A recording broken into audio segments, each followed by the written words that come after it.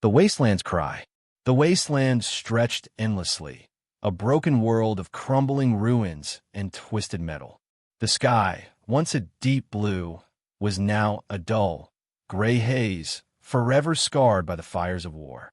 The air reeked of death. Jack Callahan moved carefully through the wreckage, his rifle held close. The planet, once a Zalari colony, had been overrun by the Vraks, monstrous creatures that hunted anything left alive. He had no love for the Zalari, but he had even less for the Vraks. He crouched behind a shattered transport, scanning the terrain. His scavenging run had been slim. Some ration packs, a few power cells, nothing worth celebrating. Then, just as he was about to move, a faint sound reached his ears. A whimper. Jack tensed. No one was supposed to be alive out here. The Zalari had abandoned their wounded when they fled, leaving them to the Vraks. He almost ignored it. Almost. Gritting his teeth, he followed the sound. He found her half buried under debris, a young Zalari girl, barely conscious. Her golden skin was smeared with blood and dirt, her delicate features twisted in pain. One of her arms hung limp, broken. Jack muttered a curse. The smart move was to walk away. The Zalari and humans had never been allies. Hell, if their positions were reversed, she probably wouldn't help him. But she wasn't a soldier. She was a kid. Her eyes flickered open, glowing violet with barely restrained fear. She tried to shrink away, but the effort made her whimper again. Jack sighed. "I ain't here to hurt you, kid," he said, slinging his rifle and kneeling beside her. "Can you move?" She didn't answer, just stared at him, breath shallow. He recognized the look. She thought she was already dead. Jack pulled a field med kit from his pack. "All right, let's get you patched up." She flinched as he worked, but didn't resist. Her wounds were bad. Claw marks along her side, bruises, a dislocated shoulder. He set it back in place with a practice snap. She gasped but didn't cry out. "Tough kid. You got a name?" he asked. Her voice was weak. "Lorani." "Well, Lorani, you're lucky I'm soft-hearted," Jack muttered, slinging her carefully over his shoulder. "Now, let's get the hell out of here before something finds us." A distant shriek split the air. Jack's blood went cold. The Vraks had caught her scent. He started running. The flight through hell.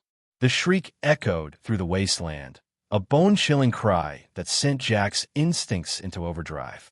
The Vraks had picked up Lorani's scent. Jack didn't waste time. He adjusted his grip on the alien girl and broke into a sprint. His boots pounded against the cracked earth as he weaved through the ruins, kicking up dust. Behind him, guttural snarls and the scrape of claws on metal signaled the pursuit had begun. Lorani whimpered weakly against his shoulder, but she didn't struggle. He wasn't sure if that was good or bad. Either she trusted him or she was too far gone to care. He focused on getting them out alive. Jack had fought the Vraks before.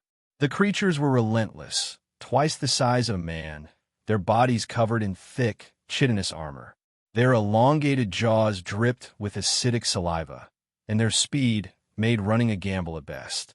But Jack was human, and humans improvised. He cut through the remains of a collapsed building, shoving past rusted beams and shattered walls. His mind raced. The Vraks hunted by sound and smell. He needed to throw them off. Up ahead, an overturned transport lay half-buried in debris. Jack skidded to a stop and dropped low, cradling Lorani protectively. The Vraks were closing in, their guttural growls reverberating through the air. His pulse pounded in his ears. He had seconds.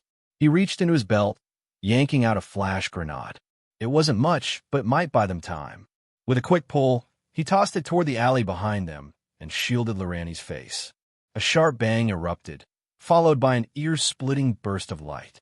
The snarls turned into enraged screeches as the Vraks stumbled, their sensitive eyes overwhelmed.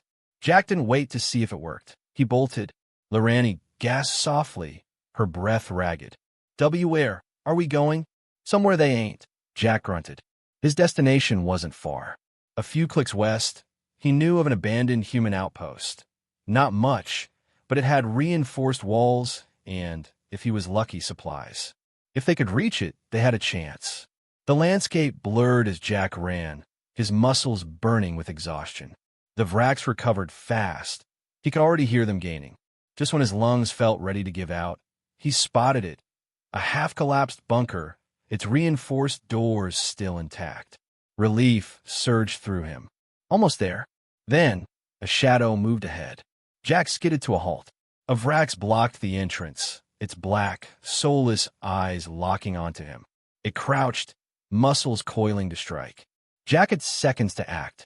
He shoved Lorani behind a chunk of debris. Stay down. The Vrax lunged. Jack dove to the side, rolling as the creature's claws barely missed him. He came up with his rifle, squeezing the trigger. 3 sharp bursts, bam, bam, bam, tore into the Vrax's throat. The creature thrashed, gurgling, before collapsing. Jack didn't celebrate. He grabbed Lorani and sprinted for the door. With one final push, he slammed it shut behind them. They were safe for now. The bond of strangers. The bunker was silent, except for the sound of Jack's ragged breathing.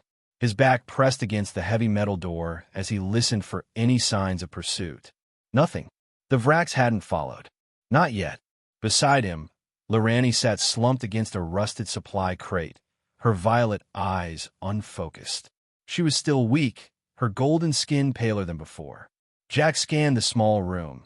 Dim emergency lights, broken consoles, scattered debris. Not ideal, but better than dying outside. Jack exhaled. All right, kid. We're safe for now. Lorani didn't respond. She just hugged her injured arm, staring at the floor.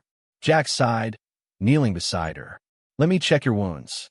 She flinched when he reached for her, but didn't resist. He worked quickly, checking her injuries. The bruises were bad, and her shoulder was a mess, but what worried him most was dehydration. She needed water, food, and rest. Not great, Jack muttered, tearing open a ration pack. Eat, yelled out a nutrient bar. Lorani hesitated before taking it. She sniffed it warily, then took a small bite. Her nose scrunched in disgust, but she forced herself to chew. Jack smirked. Yeah, tastes like cardboard. You'll live.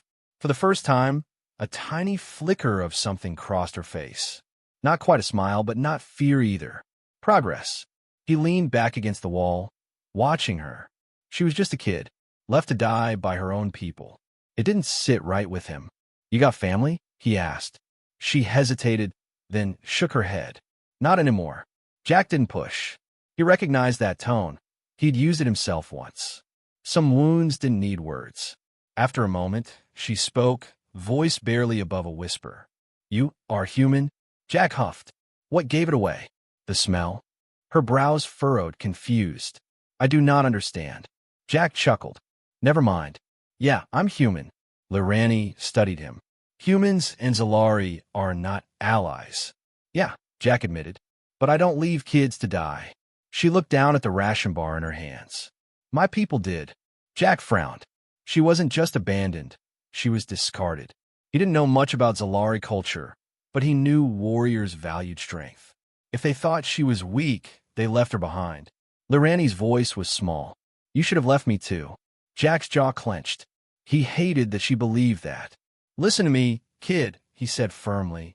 I don't care what your people think. You're not dead, and you're not weak. She blinked at him. Why do you care? Jack shrugged. Because I do. A long silence stretched between them. Then, for the first time, she met his gaze without fear. Jack pushed himself up, stretching. Get some rest. We move at dawn. Lorani hesitated, then nodded. For the first time, she didn't look alone. Humanity fights back. Jack woke to the sound of claws scraping metal. His rifle was in his hands before he was fully awake. Lorani was already sitting up, eyes wide, her small body tense. The noise came from outside. The Vrax had found them. Jack swore under his breath. He'd hoped they'd have more time. Lorani swallowed hard. What do we do? Jack checked his ammo. Not enough. We run, he said. If we can reach the old human evacuation site, I might be able to activate a distress beacon. She hesitated. And if it doesn't work? Jack glanced at the bunker door as a deep, guttural growl reverberated through the metal. The hinges groaned. The Vrax weren't waiting anymore. Then we die fighting, he said. The final run. Jack threw open the back exit, pulling Lorani with him. They sprinted across the barren terrain, the cold air whipping against their skin. Behind them, The Vraks crashed through the bunker, shrieking in fury. They ran for the evacuation site, a crumbling tower barely standing against the sky. If the beacon still worked, it was their only hope. The Vraks were faster. They closed the distance with terrifying speed. Jack turned, firing. His shots slammed into their armor, slowing them but not stopping them. Lorani ducked as a clawed limb swiped at her, missing by inches. They were too close. Jack skidded to a stop. "Get to the beacon." Lorani froze. "What?" "No." Jack spun, shoving her forward. "Go. I'll hold them off." She hesitated, but then she ran. The last stand. Jack dropped to one knee, lining up his rifle. The first Vraks lunged. He emptied his clip into its gaping maw. It collapsed, screeching, but two more took its place. He reached for a grenade, his last one. Then pain exploded across his side. A Vrax's claw raked through his armor, tearing deep into his ribs. Jack gasped, dropping to one knee. The world blurred. This was it. Then, a piercing, unearthly scream split the air. Jack's vision cleared just in time to see Lorani standing atop the beacon platform, her body trembling, her mouth open in an impossibly high-frequency wail. The Vraks reeled back, their armored bodies twitching violently.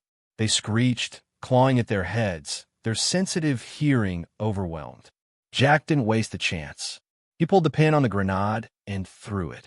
The explosion ripped through the Vraks, sending black ichor splattering across the ruins. Silence. Jack staggered, barely staying upright.